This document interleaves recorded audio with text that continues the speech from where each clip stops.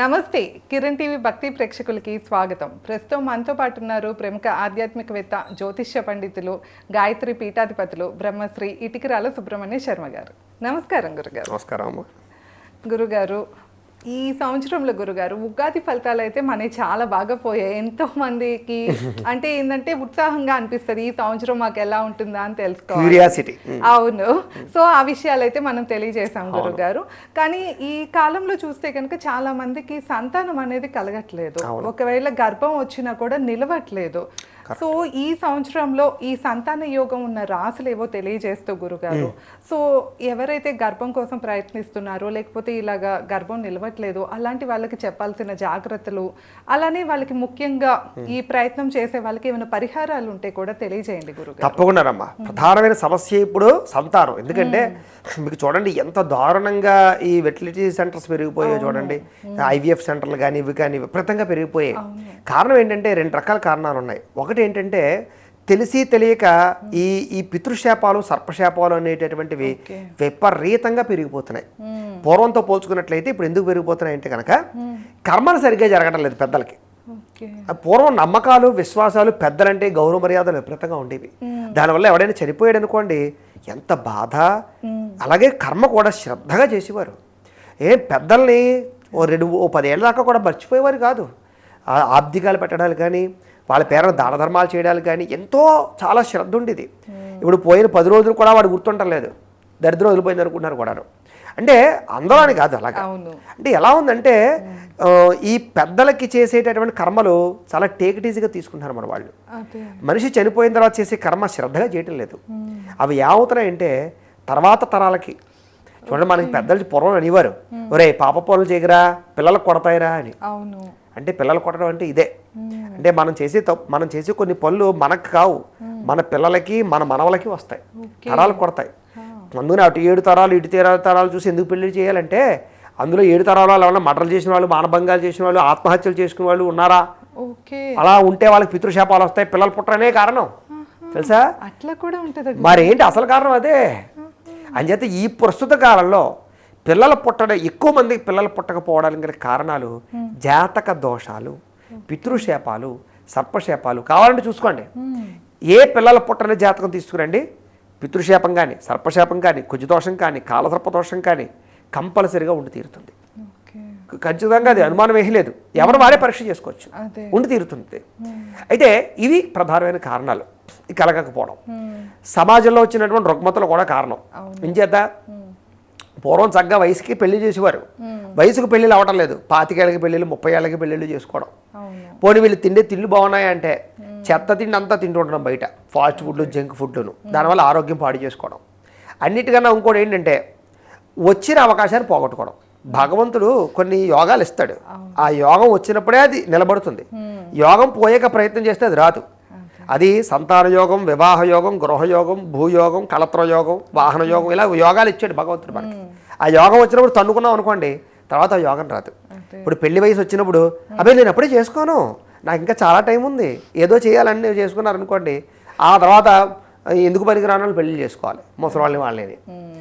అలాగే సంతాన విషయంలో కూడా ఏం జరుగుతుందో తెలుసా మీకు? వీళ్ళు ఎంజాయ్ చేయాలనుకుంటారు పెళ్ళి అయిన తర్వాత. ఏమిటో ఆ ఎంజాయ్మెంట్ అర్థం కాదు, దానికి అర్థం ఉండదు. ఏంటి ఎంజాయ్, ఏం చేస్తారు నా బంధం ఎంజాయ్ అంటే? అక్కడికి ఇక్కడికి తిరుగుతారు అంతేనా? ఆ మూలకి ఈ మూలకి తిరుగుతారు, ఆ కొండలంపట గొట్లంపట, అదేనా ఎంజాయ్? అంతేనా? దాని పేరు ఎంజాయ్ ఏమిటి? అందులో వచ్చేసిన అద్భుతం. అదేదో పెళ్ళి అయిన తర్వాత పిల్లలతో చేస్తే ఇంకా బాగుంటుంది ఆ ఎంజాయ్. తెలుసా మీకు? అమాయకత్వం వెళతాయి. ఫస్ట్ పెళ్ళి అయిపోయిన వెంటనే ఇమీడియట్లీగా అర్జెంటుగా పిల్లలు కనాలి, అర్జెంటుగా, అనుమానం ఏమీ లేదు. ఆ పని అయిపోవాలి మీకు. ఎందుకంటే పిల్లలు అక్కడికి వస్తారు. పిల్లలు వయసులో ఉన్నారనుకోండి, వయసులో పిల్లలు పుట్టారనుకోండి, వాళ్ళు పౌష్టికంగా ఆరోగ్యంగా ఉంటారు. మీరు ఏజ్ అయ్యేసరికి వాళ్ళ ఏజ్కి వాళ్ళ ఏజ్కి మీ ఏజ్కి డిఫరెన్స్ తగ్గుతుంది. అప్పుడు వాళ్ళ ఆలోచనలు మీకు అర్థమవుతాయి, మీ ఆలోచనలు వాళ్ళకి అర్థమవుతాయి. గొడవలు గోళ ఉండదు. మీకు 40 ఏళ్ళకి పిల్లలు పుట్టారంటే వాళ్ళ వయసు వచ్చారు మీకు 60 ఏళ్ళు ఉంటుంది. వాడు చెప్పింది మీకు అర్థం కాదు, మీరు చెప్పింది ఆడ అర్థం చేసుకోవాలి. వాళ్ళకి మీకు పొంతన ఉండదు, కలవలేరు. అలా ఉండకూడదు. వయసులో పెళ్ళిళ్ళు జరిగితే పిల్లలు బ్రహ్మాండంగా పుడతారు. అది ప్రధానమైన సమస్య. ప్రస్తుతకాలం వయసు దాటిపోయి పెళ్ళిళ్ళు చేసుకోవడాలు, ఆరోగ్యాలు బాగా చూసుకోకపోవడాలు, లేదా గర్భ నిరోధక మాత్రలు వాడుతూ ఉండడాలు, లేకపోతే కనుక సొంతంగానే మాకు అక్కర్లేదు అనుకో, అప్పుడే అక్కర్లేదు అనుకుని వాయిదాలు వేస్తుంటే వాటి వల్ల పిల్లలు కలగటం లేదు. ఒకటి జాతక దోషాలు, ఫస్ట్ మేజర్ పాయింట్ అది. రెండు వీళ్ళు తీసుకునే దరిద్రగొట్ట అలవాట్లు, చెత్త అలవాట్లు, తప్పుడు నిర్ణయాలు, ఈ రెండు ప్రధానమైన కారణాలు అవుతున్నాయి. దీనివల్లే ఈ రోజుల్లో 150 మందికి పిల్లలు పుట్టట్లేదు తెలుసా మీకు? 150 మందికి, అనుమానం ఏమీ లేదు. ఇదివరకు 10 మందికే పిల్లలు పుట్టేవారు కాదు తెలుసా. ఇప్పుడు 150 మందికి పుట్టట్లేదంటే అందుకనే ప్రభుత్వాలు కూడా భయపడిపోయి, ఒరే బాబు పిల్లలు కనరా బాబు, పిల్లలు పుట్టట్లేదు, తగ్గిపోతున్నారు, యువత తగ్గిపోతున్నారు, ఇదివరకు ఇట్లా కాదు, ఇద్దరు కాదు, ముగ్గురు నలుగురు కరేయండి అంటున్నారు. కారణం ఏంటంటే ఇదే కారణం, పిల్లలు లేక పుట్టక. అయితే అసలు పిల్లలు పుట్టాలంటే ఏం చెయ్యాలి? ఇప్పుడు మీరు అడిగినట్టు ప్రశ్నకి ఈ సంవత్సరం ఎవరికి పిల్లలు పుట్టే యోగం ఉంది, లేదా పిల్లలు పుట్టాలంటే ఏం చేయాలి, ఏ జాగ్రత్తలు తీసుకోవాలి అంటే ఈ రాశి ఆ రాశి అని ఉండదు. ఎందుకంటే ఏ రాశి వారికైనా పిల్లలు పుడతారు, కానీ ఆ రాశిలో ఉండేటటువంటి గ్రహాధిపతులు ఎవరు, ముఖ్యంగా పిల్లలకి సంబంధించినటువంటి స్థానం పంచమ స్థానం అవుతుంది. లగ్నాన్ని బట్టి పంచమ స్థానం, అది భర్త విషయంలో భార్య విషయంలో కూడా. పంచమ స్థానంలో గ్రహాలు అనుకూలంగా ఉన్నాయా, లేదా పాపగ్రహాలతో కలిసి ఉన్నాయా, పాపగ్రహ వీక్షణ ఉందా, లేదా అలాంటి దశలు నడుస్తున్నాయా, దాన్ని బట్టి అది భర్త విషయంలో భార్య విషయంలో కూడా, దాన్ని బట్టి ఈ సంవత్సరం సంతానం కలుగుతారా లేదా అనేది చెప్పచ్చు. లేదా ఏదైనా దోషాలు ఉంటే వాటికి సంతాన గోపాలం అని, పుత్రకామేష్టి హోమం అని, లేకపోతే గురుడికి కుజుడికి వాటికి జపం చేయించడమని, ఇలా కొన్ని రకాల పరిహారాలు ఉంటాయి, అవన్నీ చేసుకోవచ్చు. మమ్మల్ని సంప్రదిస్తే మాకు డేట్ ఆఫ్ బర్త్ అవి పంపిస్తే మేము జాతకం చూసి అవకాశం ఉందా లేదా చెప్తాం, లేకపోతే ఏ జాగ్రత్తలు తీసుకోవాలో చెప్తూ ఉంటాం, లేదా అవసరమైతే వాటి పరిహారాలు చేస్తుంటాం. కాబట్టి చేసుకుంటే శాపాలను తెలియజేశారు కదా, వాటికి కూడా పరిహారాలు జపాలు ఇవి చేసుకోవచ్చు. ఎందుకంటే ప్రతి దోషమునికి పరిహారం చెప్పారు. ఎలాగైతే ప్రతి పాపానికి ప్రాయశ్చిత్తం ఉంటుందో అలాగే ప్రతి దోషానికి ప్రాయశ్చిత్తం ఉంది. సాధారణంగా మనిషి జీవితంలో ఎన్నో రకాల మహాపాపాలు దోషాలు చేస్తూనే ఉంటాడు. అందుకనే మనకి చక్కగా ప్రతి దానికి ప్రాయశ్చిత్తం చెప్పాడు. కొన్ని పెద్ద పెద్ద వాటికి ప్రాయశ్చిత్తాలు చాలా సమస్యలు, కానీ సాధారణంగా చేసే చిన్న చిన్న పాపాలకి తప్పిదాలకి ప్రాయశ్చిత్తాలు అన్నీ ఉన్నాయి. ఆ ప్రాయశ్చిత్తాలు చేసుకున్నట్లయితే ఖచ్చితంగా సంతానం కలుగుతారు. కాబట్టి సంతానం కోసం ప్రయత్నం చేయొచ్చు. అయితే వీటికి ఏమేమి ఉన్నాయి ప్రాయశ్చిత్తాలు, ఏమేమి చేసుకోవాలి? సాధారణంగా ఇంట్లో చేసుకునేటటువంటి ఏమిటయ్యారట్లయితే కనుక సంతానం కలగడానికి ప్రధానమైనటువంటి దేవత సుబ్రహ్మణ్యేశ్వర స్వామివారు. కుజుడు సంతానానికి అధిపతి కాబట్టి, సంతానోత్పత్తి కారకుడు కాబట్టి, అందుకని ఎక్కువగా మంగళవారం నియమాలు చేస్తూ ఉంటారు, కుజుదోష పరిహార శాంతులు చేసుకుంటూ ఉంటారు, పుట్టలో పాలు పోస్తూ ఉంటారు, లేదా చిమ్మిల నైవేద్యం పెడుతూ ఉంటారు, మంగళవారం నియమాలు చేస్తూ ఉంటారు. అలాగే మంగళవారం సుబ్రహ్మణ్యేశ్వర స్వామివారిని ఎక్కువగా ఆరాధన చేయడం వల్ల సంతానోత్పత్తి కలుగుతుందయ్యా అని ప్రసిద్ధి.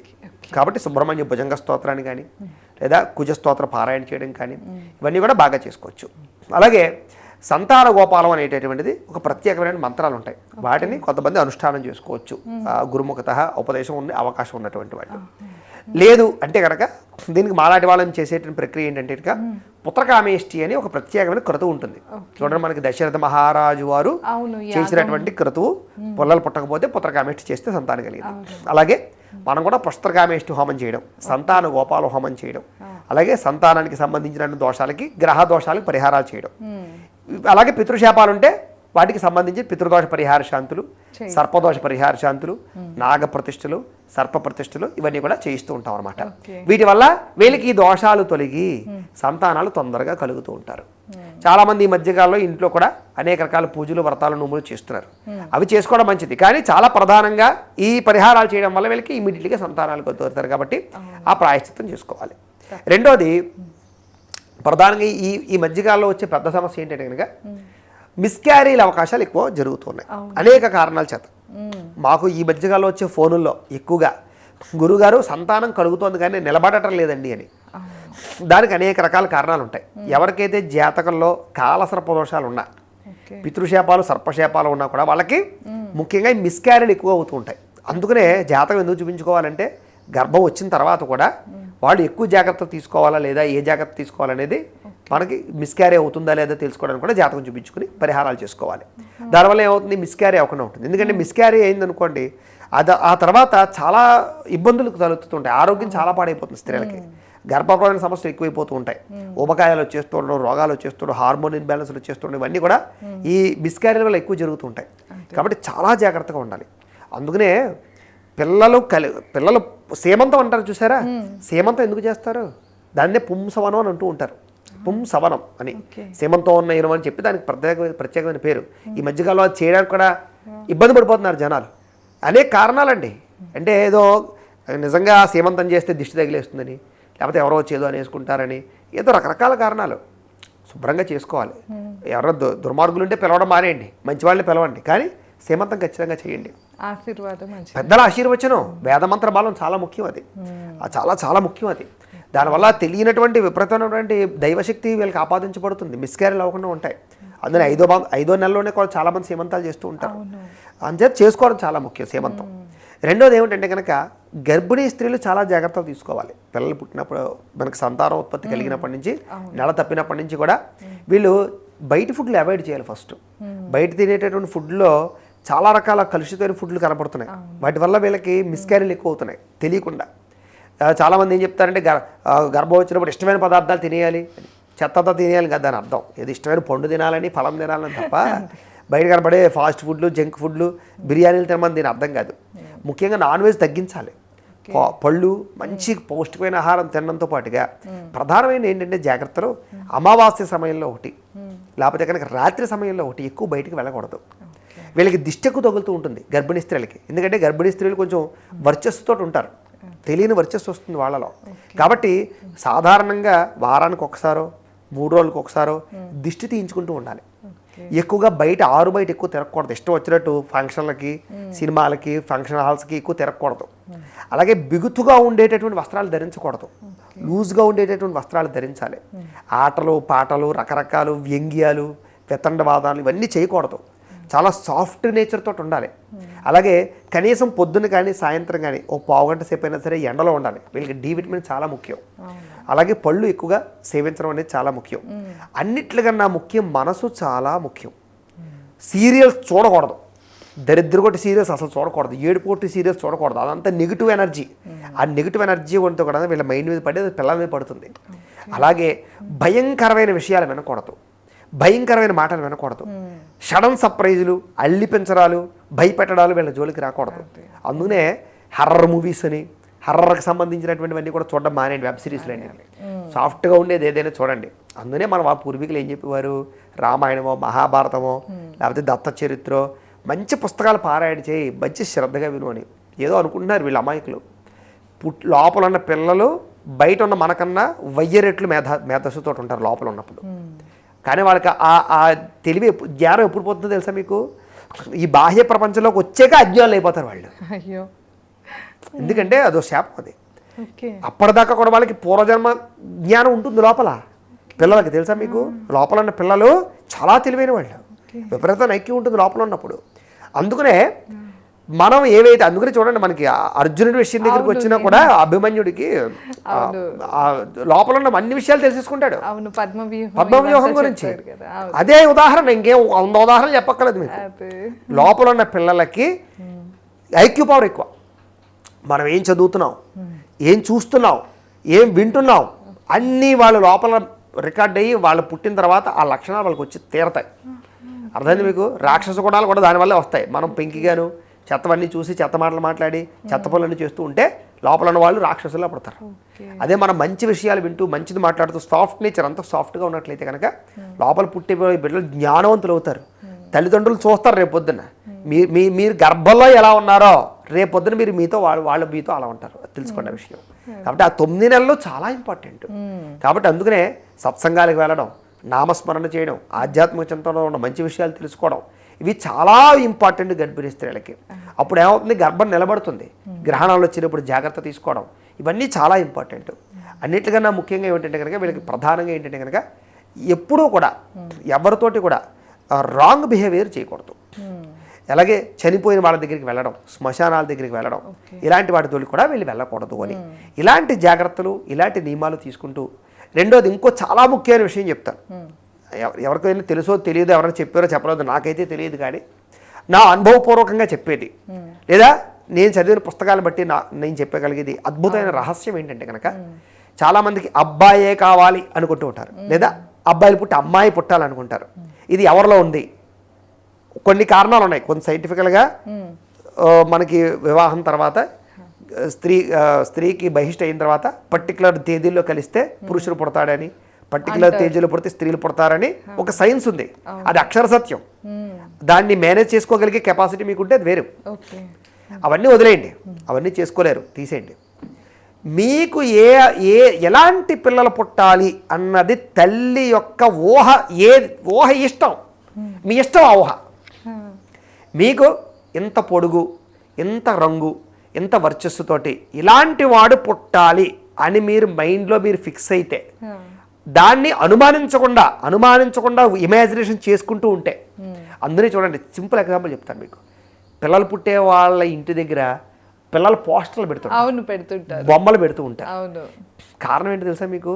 వాళ్ళని చూస్తుంటే అలాంటి పిల్లలే నాకు కలగాలనుకుంటూ ఉంటే అలాంటి వాళ్ళే తయారవుతారు లోపల. ఇది మీరు నమ్మినా నమ్మకపోయినా పిల్లలు పుట్టే ప్రతి ఒక్కళ్ళు ప్రయత్నం చేసి చూడండి. మీరు నెల తప్పిన తర్వాత సెల్ ఫోన్లో ఒక స్క్రీన్ షాట్ పెట్టుకోండి, మీకు ఎలాంటి పిల్లలు కావాలో మీరు అలాంటి ఫోటో ఒకటి పెట్టుకోండి, లేచిన వెంటనే అదే చూడండి, మీరు ఇమాజినేషన్ అదే చేసుకోండి. ఇంకో ఇలాంటి అమ్మాయి పుట్టాలి, ఇలా వంటి లక్షణాలతో ఉండాలని.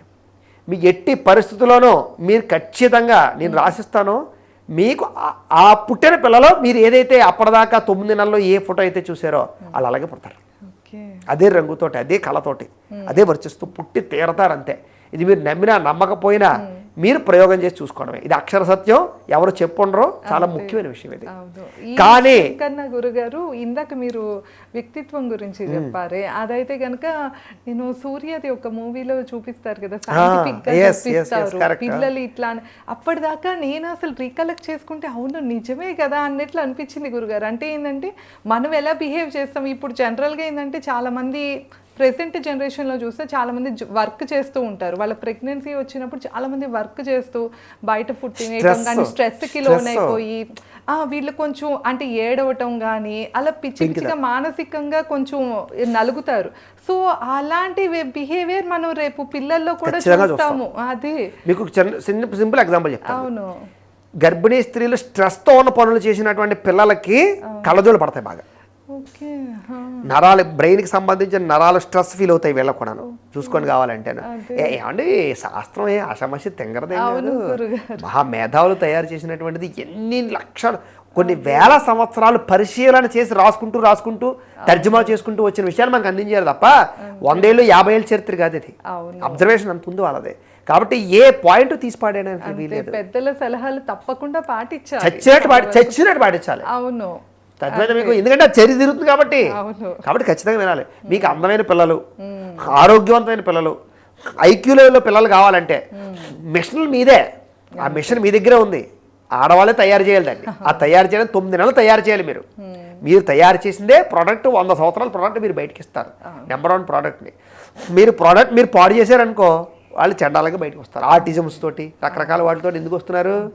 అది మీరు చేసే మహాపాపం, తప్పు చేత చాలా జాగ్రత్తగా ఉండాలి గర్భిణీ స్త్రీలు. ఇలాంటి జాగ్రత్తగా తీసుకున్నట్లయితే, దైవబలంతో ఉన్నట్లయితే కనుక చాలా చక్కని పిల్లలు, ఆయుష్మంతులు, ఆరోగ్యవంతులు, పండంటి పిల్లలు మీకు కలుగుతారు ఈ సంవత్సరం. కాబట్టి గర్భిణీ స్త్రీలు అందరూ ఖచ్చితంగా వీడియో వినండి. ఎవరైతే వీడియో విన్నారో మీరు అందరూ కూడా ఖచ్చితంగా మీకు ఏదైనా సందేహాలు ఉంటే కామెంట్ పెట్టండి.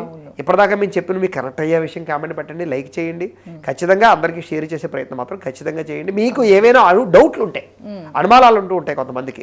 ఆ అనుమానాలు ఏమైనా ఉంటే కామెంట్ రూపంలో పెడితే నెక్స్ట్ వీడియోలో మనం వాటికి సంబంధించిన విషయాలు కూడా ఎన్నో ఉన్నాయి. ఇవన్నీ చాలా తక్కువ విషయాలు చెప్పాను నేను గర్భిణీ స్త్రీల గురించి, ఇంకా చాలా ఉన్నాయి. బోర్డు ఎంత అయిపోతుంది కాబట్టి మనం మళ్ళీ వాళ్ళకి ఏమైనా డౌట్లు వస్తే ఆ డౌట్లు కూడా క్లారిఫికేషన్ చేసుకుంటూ ఎన్నో విషయాలు మనం చెప్పుకునే ప్రయత్నం చేద్దాం. తప్పకుండా గురుగారు. సో అంటే ఎవరైతే గర్భం దాలుస్తున్నారో లేకపోతే గర్భవతిగా ఉన్న వాళ్ళు కానీ ఈ వీడియో చూస్తుంటే గురుగారు చెప్పినట్లు ఇవన్నీ నిజంగా ప్రాక్టికల్గా నిజాలు చెప్పారండి గురుగారు. సో ఆ సూచనలు అయితే తప్పకుండా పాటించండి. ప్రశాంతంగా ఉండటానికైతే తప్పకుండా మీరు కుదిరేలాగా చూసుకోండి. ఇంకా మీకు ఏమైనా సందేహాలు సలహాలు కనుక కావాలి అంటే కింద గురుగారు నెంబర్ కూడా ఇస్తున్నాం, కాంటాక్ట్ చేయొచ్చు. అలానే కామెంట్ సెక్షన్లో తెలియజేస్తే మేము నెక్స్ట్ వీడియో తప్పకుండా చేస్తాము. లైక్ చేయటం, షేర్ చేయటం అయితే మర్చిపోకండి. ధన్యవాదాలు. నమస్కారం గురు. నమస్కారం.